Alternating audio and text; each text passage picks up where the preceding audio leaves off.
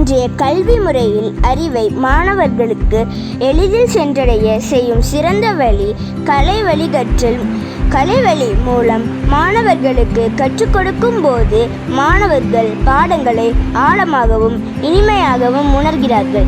தமிழின் இனிமை பாடத்தை கலைவழி கற்றல் மூலம் கற்கும்போது தமிழ் மொழியின் அழகையும் கல்வியின் பயனையும் ஒன்றிணைத்து மாணவர்கள் தமிழ் மொழியையும் அதன் செழுமையையும் விரும்பி எளிமையாக கற்றுக்கொள்ள முடியும்.